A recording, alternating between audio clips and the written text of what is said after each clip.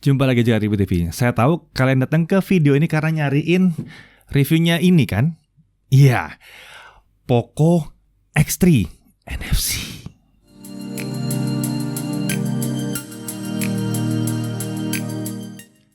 Ya, Poco X3 NFC. Harus banget ada NFC-nya di situ ya. Menjelaskan sekali di situ ya. Ini varian Poco yang lebih terjangkau untuk kelas menengah. Nah, Poco itu biasanya kan jadi flagship killer. Kali ini di kelas menengah apakah dia jadi mid-range killer? Kalau katanya Xiaomi sih memang ini disebut sebagai the real mid-range killer. Mari kita lihat. Paket penjualan kita lihat. Ada unit Poco X3 NFC-nya tentunya. Charger 33 watt, kabel USB Type-C, antibacterial case, antibacterial screen protector. Ini udah terpasang ya. SIM card ejector dan paket dokumen. Untuk bodi, desainnya adalah metallic luster texture dengan logo Poco dan 3D curve back ya. Jadi 3D curve back di belakangnya.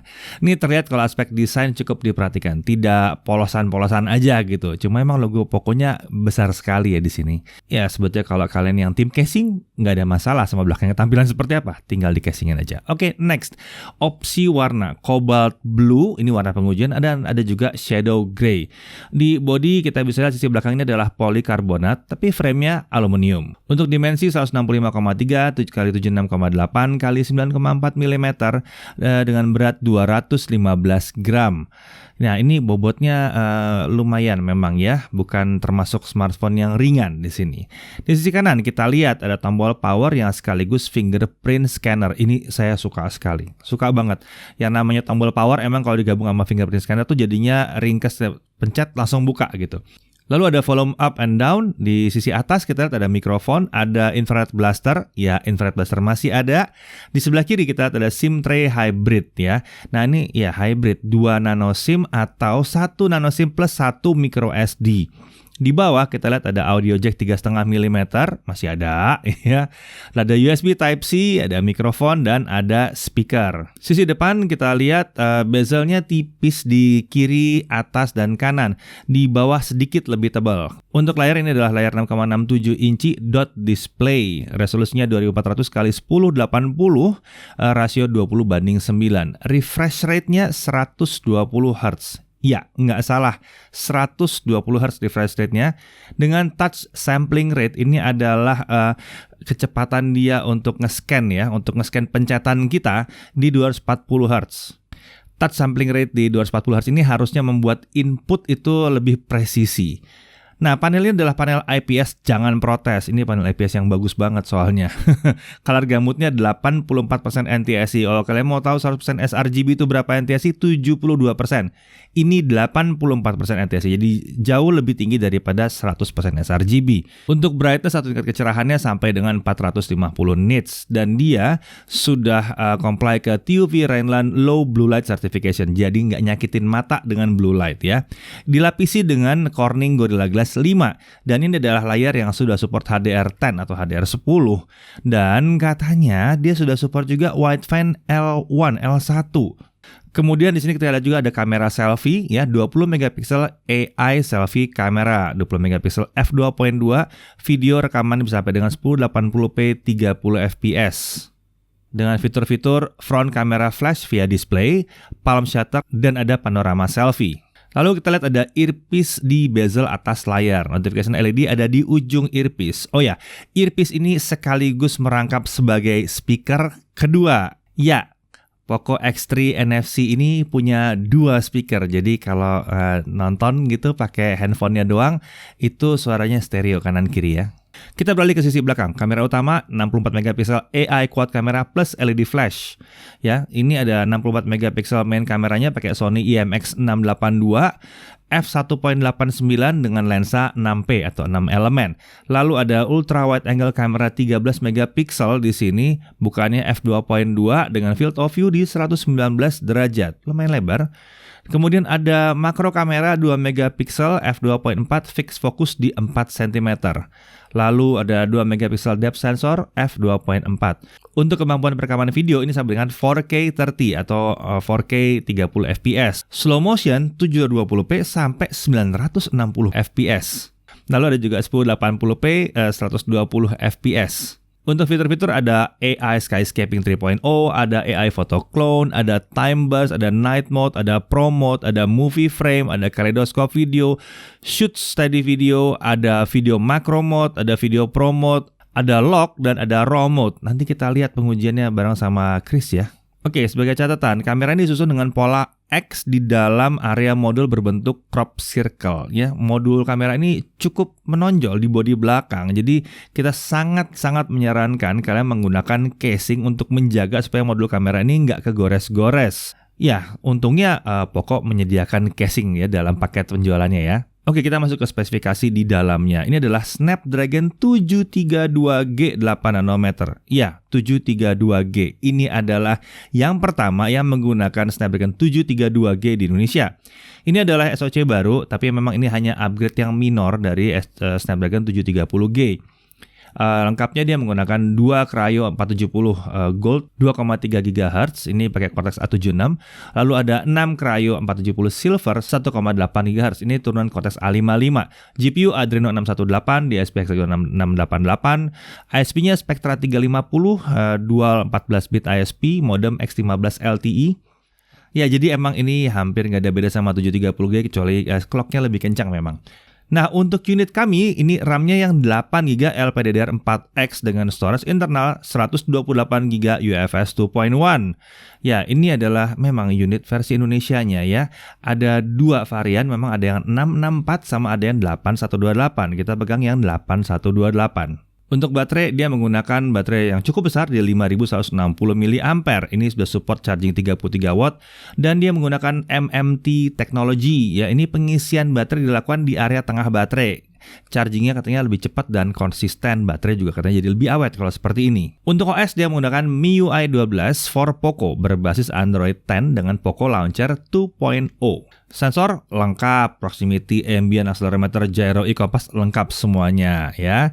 Lalu ini yang menarik, dia menggunakan Z-axis linear motor, vibration motornya, high precision vibration. Ini memang berasa banget pada saat kita ngetik. Tactile feedback pas ngetik itu enak banget. Untuk kelas mid ke entry level memang Xiaomi dan Poco rata-rata enak banget emang buat ngetik ya. Kemudian kita pindah ke fitur keamanan, tadi udah dibahas side mounted fingerprint dan ada face unlock juga. Untuk konektivitas wireless dia menggunakan Wi-Fi 802.11ac atau Wi-Fi 5 dengan 2x2 MIMO. Nah, ini menarik karena ada 2x2 MIMO, jadi otomatis portable hotspot bisa nge-share koneksi Wi-Fi. Atau yang suka kita sebut Wi-Fi sharing. Ya, yang ini bisa di harga segini. Nice. Lalu dia punya Bluetooth 5.1. Lalu dia juga punya NFC tentunya ya. Namanya aja Poco X3 NFC atau Poco X3 NFC. Dia pakai NFC tentunya. Kemudian dia mempunyai IR blaster atau infrared blaster dan FM radio. Ya, ini udah agak langka yang punya radio FM di sini. Dan satu lagi fitur yang menarik banget adalah IP53 atau English Protection 53. Ini adalah splash proof protection atau proteksi terhadap cipratan air ya. Dan untuk debu dia juga memiliki proteksi khusus. Jadi ini sudah dites by TUV SUD ya. Kemudian dari sistem speaker seperti kita bahas tadi dia menggunakan stereo speaker. Jadi ini lagi kelebihannya dia memang. Sistem pendingin. Nah, ini menarik, dia menggunakan Liquid Cool Technology 1.0 Plus. Jadi liquid cool yang lama tapi plus gitu ya. Ini menggunakan liquid cool heat pipe. Jadi dia pakai heat pipe di sini. Di level segini pakai heat pipe. Menarik sekali. Dan dia memiliki multi-layer graphite. Nah, kita langsung masuk aja ke uji performanya. Kita mulai dengan benchmark Antutu 7. Kita dapat skor 233.935. Lalu pindah ke Antutu 8, kita mendapatkan skor 286 ribuan. Katanya bisa sampai 300K, tapi mungkin Antutu 8-nya versinya beda. Yang kita gunakan adalah versi 8.3.9 di sini ya. Memang belum nyampe 300K, tapi ini udah kencang kok sebenarnya. Lalu untuk Geekbench 4 single core kita lihat di 2639 dengan multicore di 7267. Ini gede sih ya. Dan Geekbench 5 single core 570 dengan multicore di 1825. Untuk mid range kelas harganya ini kencang banget sih. Kemudian GFX Bench DirectX Offscreen kita dapat di 1080p ya, di 91 fps. Lagi-lagi kencang. GFX Bench Manhattan Offscreen 1080p kita dapat 45 fps. Sementara itu untuk 3D Max Slingshot Extreme kita dapat graphics score 2560. Sebagai catatan ya, Snapdragon 732G ini terlihat memiliki GPU yang sedikit lebih kencang ketimbang 720G dan 730G. Kelihatan banget nih. Dalam hasil benchmark kelihatan bahwa bedanya itu ada di pengujian GPU. Kelihatan banget. Sementara untuk CPU hasilnya masih relatif mirip lah sama 720G sama 730G. Jadi mungkin kalau buat multitasking segala macam yang non GPU ya, tidak penggunaan GPU, dia akan mirip, tapi pada saat kalian gaming ya, di sini yang berbeda ya. Nah, bicara soal gaming ya, pertanyaannya ini adalah layar 120 Hz, apakah bisa jalan 120 fps gamingnya? Oke, mari kita lihat. Yang pertama kita coba adalah Genshin Impact. Oh ya udahlah, pasti nggak mungkin. Kalau Genshin Impact ya kita tidak berharap terlalu banyak karena ini game luar biasa berat untuk smartphone. Saya agak heran kenapa Genshin Impact ini dibuat oleh MiHoYo dengan seberat ini ya. Oke, settingannya kita adalah lowest 60 fps. Kita masih dapat rata-rata sedikit di bawah 30 fps. Sepertinya emang si Genshin Impact-nya belum optimal. Tapi kalian bisa main Genshin Impact, bukan nggak bisa. Masih bisa. Mungkin kalau battle agak sedikit terganggu aja gitu ya. Kemudian di PUBG Mobile, defaultnya di Smooth Ultra kita dapat 40 fps sesuai dengan Smooth Ultra. Kan limitnya 40 fps. Lalu kita unlock ke Smooth Extreme. Jadi kita dapat 60 fps ya, karena Extreme kan sama dengan 60 fps, di cap di 60 fps, dapatnya 60 fps. Jadi kita sangat berharap sebetulnya kita bisa unlock ke 90 fps. Sayangnya kita tidak berhasil unlock dia ke 90 fps ya. Kemudian kita nyobain ini untuk memastikan bahwa 120 fps emang benar berjalan ya, dynonya Chrome. Ya, yang terjadi kalau misalnya Chrome kalian tidak dapat internet, kita bisa main Dyno ya. Ya, ini betul jalan 120 fps. Oke, berarti kita semangat, kita cari game yang bisa jalan 120 fps atau paling tidak di atas 90 fps. Kita coba dulu Minecraft. Nah, ini kita ambil Minecraft trial dan chunk-nya kita turunkan ke 8. Di sini kita dapat 80 sampai 120 fps. Akhirnya kita nemu yang benar-benar bisa ya, gamenya bisa jalan 80 sampai 120 fps. Kemudian kita juga lihat di Dead Trigger 2 ya. Setting default aja rata-rata kita dapat di atas 110 fps. Jadi iya, kalau gamenya memang bisa dan gamenya memang support, dia akan jalan di hampir 120 fps. Nah, lanjut, kita bicara soal HDR ya tadi ya. Jadi kita cek YouTube HDR. Ternyata YouTube HDR-nya memang bisa sih, nggak ada masalah. Netflix dia juga bisa Full HD katanya, Widefine L1. Jadi dia bisa Full HD, itu benar. Sayangnya memang Netflix belum menyatakan bahwa dia support HDR di sini. Ya paling nggak dia HD lah ya, Widefine L1. Oke. Kemudian untuk hasil kamera, nah saya serahkan ke Chris di lapangan. Oke, jadi di tangan saya kali ini sudah ada Poco X3 NFC. Jadi di kesempatan kali ini kita mau tes kemampuan kameranya. Dan Poco ini kan sebenarnya terkenal untuk bisa memberikan performa smartphone terbaik di kelas harganya. Tapi dalam menciptakan smartphone yang value for money, biasanya itu kamera salah satu menjadi aspek yang performanya diturunkan. Jadi apakah ini tetap berlaku untuk Poco X3 NFC ini, atau malah ternyata Poco X3 ini bisa memberikan hasil kamera yang bagus? Jadi sekarang kita akan lihat, yuk lanjut. Oke, untuk video selfie-nya nih kalau kita lihat dari dynamic range-nya, sebenarnya ini udah bagus, di mana pencahayaan background dengan saya sebagai objeknya tuh tetap bagus. Jadi di sini nggak ada yang overexpose gitu, jadi pencahayaannya tetap balance. Kemudian kita lihat stabilizernya, sayangnya belum ada nih di kamera selfie-nya. Jadi kalau diajak jalan masih terlihat agak goyang nih. Semoga Poco bisa mengupgrade stabilizer selfie-nya lewat software update ya. Untuk kualitas audionya saya pribadi nggak ada keluhan. Memang bukan kualitas audio terbaik dari segi input mikrofonnya ya. Tapi ini sudah jauh lebih bagus dari produk-produk Xiaomi sebelumnya, terutama yang di kelas harga segini. Lalu kita pindah ke kamera utamanya. Kita lihat di kamera utamanya ini ya intinya gitu deh. Ini kamera utamanya yang pertama, yang paling bagus.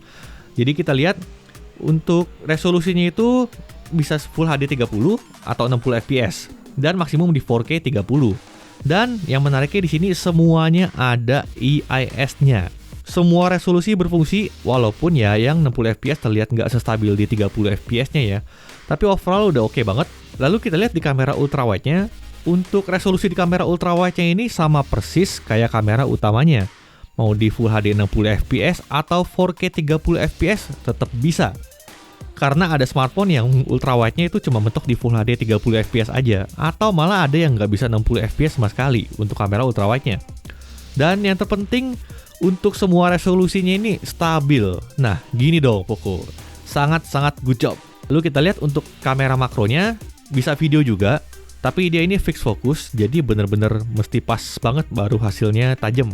Nggak ngerti juga sih kenapa produsen smartphone ini masih pakai kamera yang satu ini. Gimana kalau misalnya kamera utamanya itu di-upgrade aja mendingan. Dipasang OIS gitu misalnya. Atau kalau mau ekstra kamera, kenapa nggak pasang tele? Setuju gak?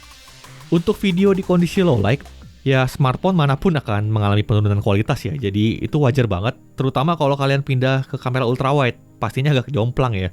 Masih jarang tuh smartphone yang ngasih kamera ultrawide itu kualitas kameranya sekelas dengan kamera utamanya. Tapi untuk Poco X3 NFC ini udah termasuk lumayan untuk video low light-nya. Setidaknya yang jadi perhatian saya adalah nggak ada terjadi frame drop nih atau patah-patah gitu videonya.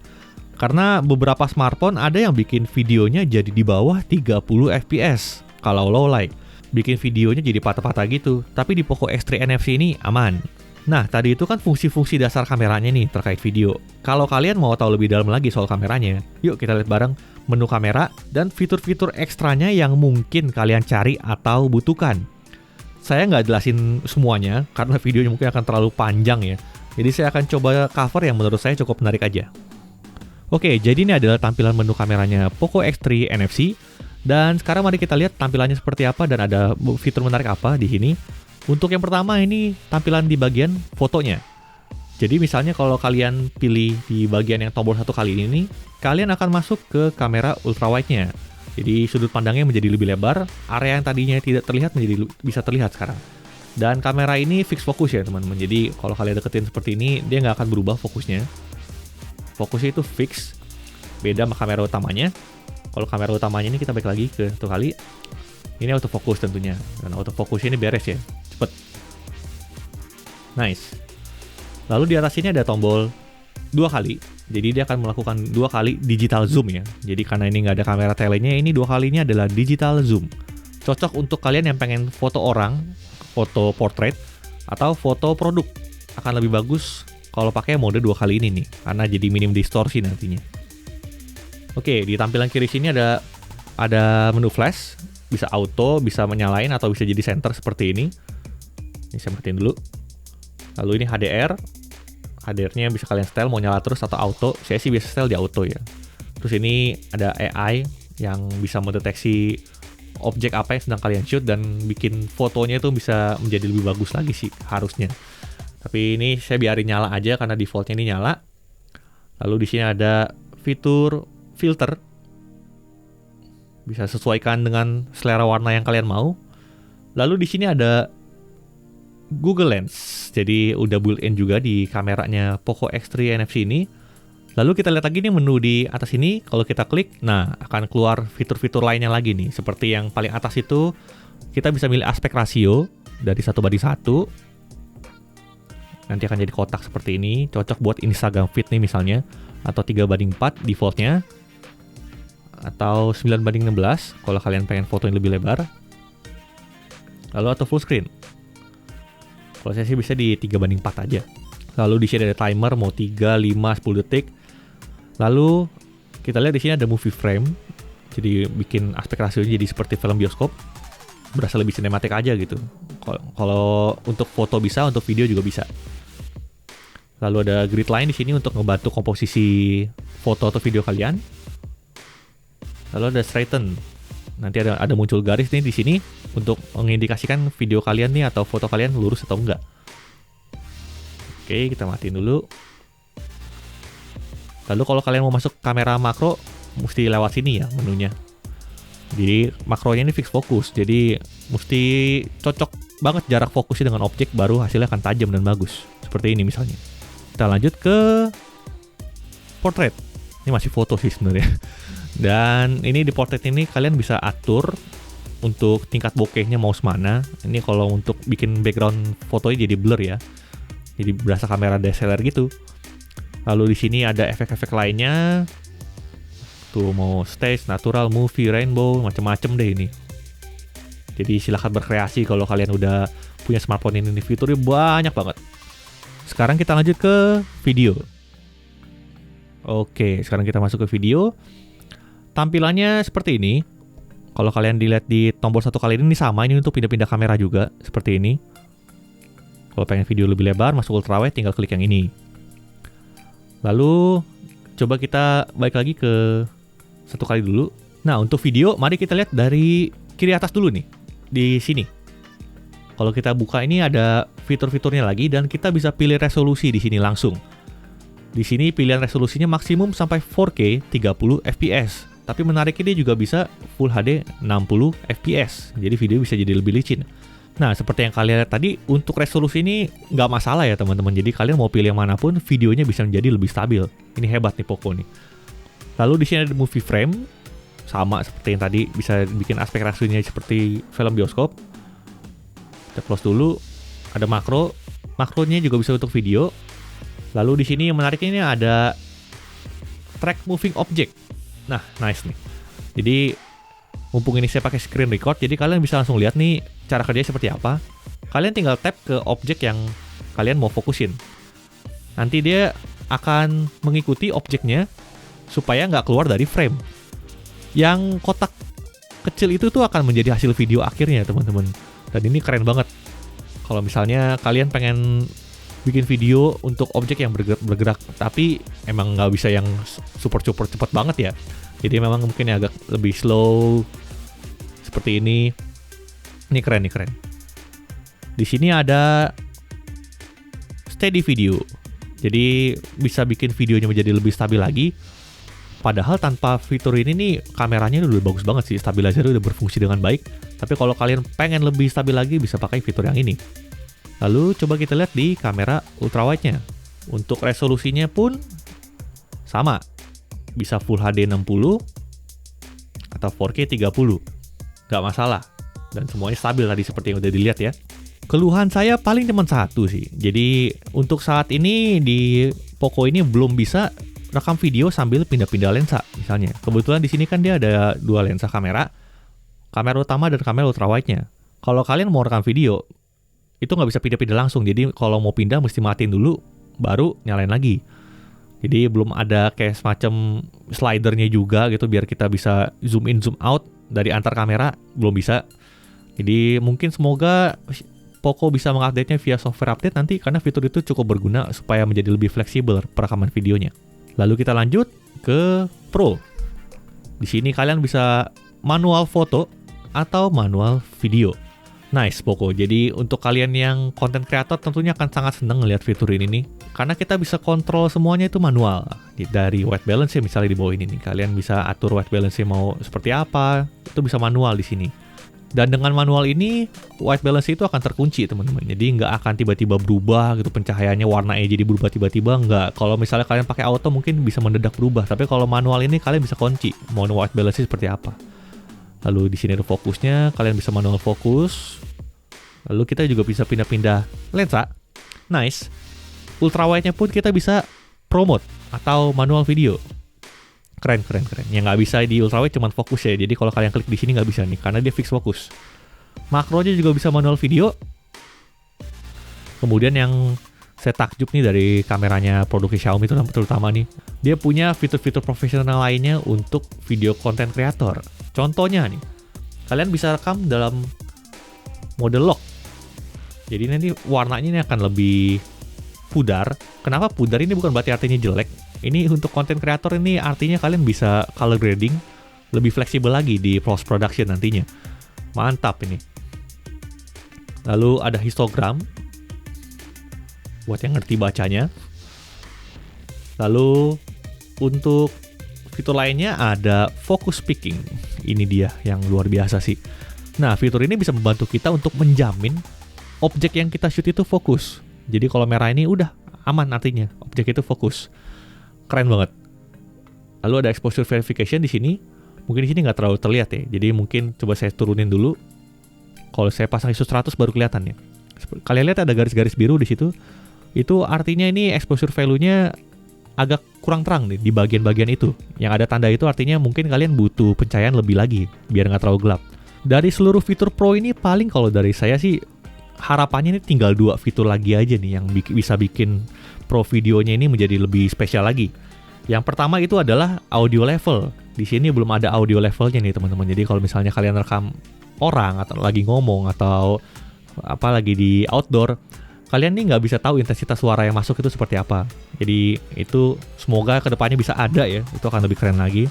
Kemudian fitur yang mungkin akan lebih berguna lagi untuk para content creator itu manual microphone atau fitur microphone ekstra seperti wind noise reduction misalnya. Atau kalian bisa ngatur input mikrofonnya mau dari kiri doang atau dari kanan doang, itu akan lebih canggih lagi. Sekarang kita lanjut untuk fitur-fitur ekstra lainnya, slow motion. Slow motion ini kalian bisa tap di sini untuk lihat resolusi dan frame rate-nya. Jadi pilihannya ada 1080p, 120 fps. Untuk hasilnya kalian bisa lihat berikut ini.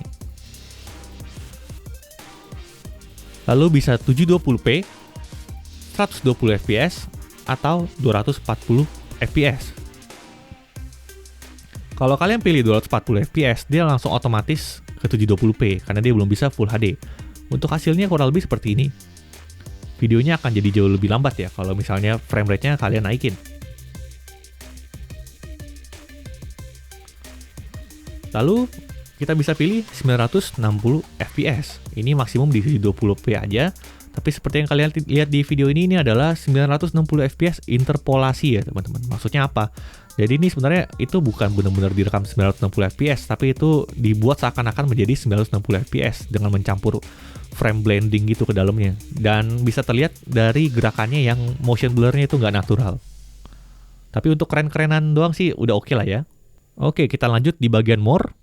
Kalau kalian lihat di sini, astaga, fiturnya itu berlimpah banget ya. Ada banyak banget fitur yang bisa kalian manfaatkan untuk kreativitas kalian nih. Misalnya mungkin yang kita lihat di sini ada short video. Ini buat bikin video singkat ala-ala IG story gitu. Jadi bisa pindah-pindah lensa tentunya. Dan ada beberapa fitur menarik di sini nih. Misalnya di sini kalau kalian klik bisa pilih videonya mau jadi lebih cepat atau lebih lambat. Atau di sini ada filter dan kaleidoscope. Dimana kalau kalian pilih ini nih, kalian bisa bikin videonya menjadi ada efek-efek geometrisnya gitu. Seperti ini. Ya mungkin dari kalian ada yang suka tipe-tipe video seperti ini. Oke, lalu kita lihat di bagian fitur lainnya ada front and back. Nah, ini menarik nih. Jadi kalian bisa dual view seperti ini. Mungkin buat kalian nih para vlogger yang pengen selfie video sekaligus ngasih pemandangan yang lagi kalian lihat nih, bisa pakai fitur yang ini. Jadi bisa dual view kiri kanan begini atau mode floating window kecil seperti ini. Jadi salah satu videonya bisa diatur supaya nongolnya di kiri atas kecil aja gitu. Oke, mungkin sekian dulu untuk menu kameranya dan beberapa fitur-fiturnya. Sekarang kita lanjut ke fotografinya. Untuk hasil foto menurut saya ini udah di atas rata-rata ya. Personally sih saya takjub sama hasil kameranya. Kirain kameranya ini akan jadi satu poin yang dipangkas kemampuannya sama Poco, tapi ternyata enggak teman-teman. Kamera selfie-nya bisa tajam dan kamera utamanya juga termasuk bagus. Kamera ultrawide-nya juga lumayan bagus. Dan pengguna Xiaomi rata-rata udah tau lah ya, kalau mau upgrade level fotografinya lagi, apa solusinya? Ya, Gcam. Gcam di smartphone Xiaomi ini tergolong sangat mudah ya dapetinnya. Developernya itu segudang. Jadi overall kameranya cukup memuaskan. Buat kalian yang gak mau pusing, mode autonya juga udah bagus. Tapi buat kalian yang pengguna kamera level advance atau content creator, kalian akan puas berkreasi di sini berkat mode pro dan segala fitur lainnya. Kalau dari saya sih cuman ada dua ya komplain saya, yaitu tidak adanya EIS di video selfie, sama semoga kedepannya bisa switching kamera nih saat lagi rekam video supaya lebih fleksibel. Sisanya, good job Poco. Ya, jadi gimana tes kameranya? Keren? Oke, kita lanjut ke tes baterai. Ya, video playback 1080p dalam kondisi 120 Hz dan kondisi 60 Hz kita dapat hasil yang kurang lebih sama aja sih sebetulnya ya. Di settingan 120 Hz kita dapat 18 jam 14 menit, sementara di 60 Hz kita dapat 18 jam 19 menit. Sepertinya sih sebetulnya ini sama. Jadi kayaknya begitu ketemu dengan video dia langsung turun ya, langsung turun. Kemungkinan disebabkan oleh refresh rate yang adaptif. Jadi memang 120 itu hanya kalau dibutuhkan saja. Kalau nggak dibutuhkan lagi nonton ya diturunin aja biar tetap irit. Tapi memang 18 jam ini bukan hasil yang luar biasa hebat untuk baterai 5000 mAh. Lalu kita beralih ke chargingnya, kita mendapatkan hasil charging dari 0 sampai 100% itu 1 jam 23 menit. Ya, dan 91% kita peroleh dalam waktu 1 jam. Ini memang beda dengan yang dikatakan oleh Poco, tapi setidaknya sudah sangat baik untuk baterai 5000 mAh. Untuk harga, ini harganya ada di 3 jutaan. Untuk detail lihat di deskripsi di bawah ya untuk kedua versinya. Ini buat saya sih ngerusak pasar banget sih. Rasanya Xiaomi dan Poco tidak janji mau menggemparkan pasar nih, tapi yang mereka lakukan selalu menggemparkan pasar ya. Oh ya, katanya dia janji pasang harga jujur itu ya. Harga jujur itu mengerikan sekali sepertinya. Oke, mari kita lihat kesimpulan. Hal yang perlu diperhatikan ya, bahwa bodinya Poco X3 NFC ini cukup tebal dan memang di atas 200 gram, jadi membuat dia akan berat untuk sebagian besar pengguna ya. Tapi ya lagi-lagi harga segini saya sih nggak protes sebetulnya. Kemudian tray hybrid, mungkin ini emang agak aneh. Biasanya di kelas harga segini kita akan mendapatkan non-hybrid tray. Jadi kita akan dapat 2 SIM card plus micro SD di sini. Tapi kalau buat saya sih sederhana, ambil aja yang versi 128GB, lalu masukin 2 SIM card kalau kalian emang butuh 2 SIM card. Kayaknya udah mencukupi ya. Kemudian yang berikutnya, kalau dia nanya iklan masih ada apa enggak, ya sebagaimana harusnya, sebagaimana wajarnya, karena itu adalah cara untuk memotong harga. Untuk Xiaomi smartphone itu satu hal yang wajar. Setidaknya kami tidak melihat bahwa ini terjadi sangat intrusif sekali atau luar biasa mengganggu sekali. Masih elegan lah. Lagi pula ada tips dan trik untuk menghilangkan atau meminimalisirnya ya. Kemudian daya tahan baterai memang belum bisa dibilang sebagai hal yang hebat, tapi udah termasuk oke ya. Saya nggak tahu apakah mungkin ini tuning yang belum selesai atau mungkin karena layarnya. Nah, untuk charging terbilang ini cepat ya untuk baterai 5190 mAh ya. Memang belum secepat yang diklaim, tapi setidaknya sudah cukup mendekati dan bagus untuk ukuran baterainya. Dan tadi kalau bicara soal layar, kami tidak menyebutkan layar ini sebagai kelemahan. Layar IPS ini bukan kelemahan bagi kami.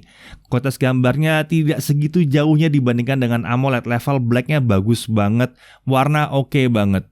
Jadi maaf, IPS bukan kelemahan dari smartphone yang satu ini. Kemudian kita bisa lihat bahwa Poco X3 ini punya performa yang bagus banget untuk kelas menengah. 732G, anggaplah 730G aja itu udah bagus banget untuk harga segini.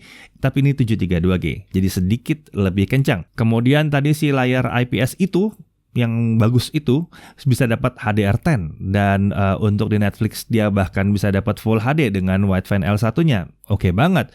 Refresh rate 120 bikin pada saat navigasi rasanya asik ya, lancar gitu. Dan beberapa game bahkan udah bisa jalan di 120. Kemudian IP53 atau IP53 bukan waterproof. Ingat, bukan waterproof. Jangan diajak berenang. Ini bukan buat berenang. Tapi setidaknya kalau kehujanan dia nggak masalah. Dan kalau kena debu-debu itu nggak terlalu masalah ya. Jadi IP53 ini sebuah peningkatan yang sangat-sangat menarik sekali untuk kelas menengah. Lalu hasil foto dan video yang ditunjukkan oleh Chris tadi juga lumayan oke. Infrared blaster dan NFC tentunya ada di sini ya. Yang satu dibutuhkan oleh para pengguna Xiaomi yang benar-benar selalu butuh infrared. Dan NFC tentunya akan sangat berguna bagi mereka yang membutuhkannya juga. Stereo speaker masih ada di kelas harga segini, luar biasa banget. Dan kita juga bisa lihat ada banyak fitur-fitur MIUI lain yang terbilang menarik. Jadi pertanyaan dari awal tadi, apakah ini cocok dibilang sebagai the real mid-range killer? Kalau lihat dari semua yang ditawarkan, Poco ini sukses membuat sebuah standar acuan baru untuk smartphone di kelas harga 3 jutaan. NFC udah ada yang pernah bikin standar, bagaimana kalau 120 Hz dengan IP53? Luar biasa kan? Atau pakai 730G minimum, 732G. Ini luar biasa ya. Jadi kalau ngeliat hal ini semua, seharusnya memang Poco X3 NFC ini berpotensi jadi salah satu atau yang terbaik di kelas harganya yang terjangkau ini. Jadi rasanya nggak salah sih kalau dibilang Xiaomi bilang bahwa ini adalah the real mid-range killer. Karena yang di-kill memang mid-range. Ya, harganya dia udah nyaris entry memang ya. Jadi selamat Poco, kalian kembali lagi menggemparkan pasar Indonesia. Saya Didi Irfan, Cek TV TV.